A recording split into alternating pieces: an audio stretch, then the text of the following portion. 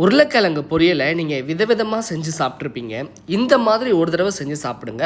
அவ்வளோ டேஸ்ட்டாக இருக்கும். கண்டிப்பாக திரும்ப திரும்ப செஞ்சு சாப்பிடுவீங்க. மிக்ஸி ஜாரில் கொஞ்சமாக வேர்க்கடலை, உடச்சக்கடலை, பூண்டு, வெறுமிளகாத்தூள், உப்பை போட்டு குறை அரைச்சிடலாம். அதுக்கப்புறம் ஒரு பேனில் கொஞ்சமாக எண்ணெய் ஊற்றி எண்ணெய் காஞ்சதும் கடுகை போட்டு தாளிச்சதுக்கப்புறம் ஆல்ரெடி வேக வச்சுருந்த உருளைக்கிழங்கை சின்ன சின்னதாக கட் பண்ணி வச்சுருந்தேன். அதை போட்டுட்டு மேலே கொஞ்சமாக உப்பு அப்புறம் மஞ்சத்தூள் போட்டு நல்லா பொறுமையாக லோ ஃப்ளேமில் வதக்கிட்டு ஒரு 5 நிமிஷம் மூடி வச்சுறேன்.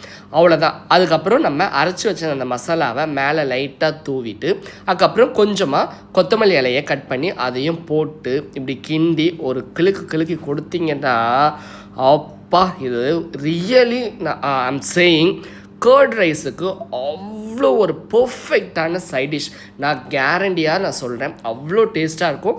கண்டிப்பாக ட்ரை பண்ணி பாருங்கள். விரும்பி சாப்பிடுவாங்க, திரும்பி கேட்பாங்க. மறக்காமல் நம்ம போதியம்மா சமையல் சேனலை சப்ஸ்கிரைப் பண்ணிவிடுங்க. வேறு ஏதாவது டிஷ் வேணும் அப்படின்னா மறக்காமல் கமெண்ட் பண்ணுங்கள்.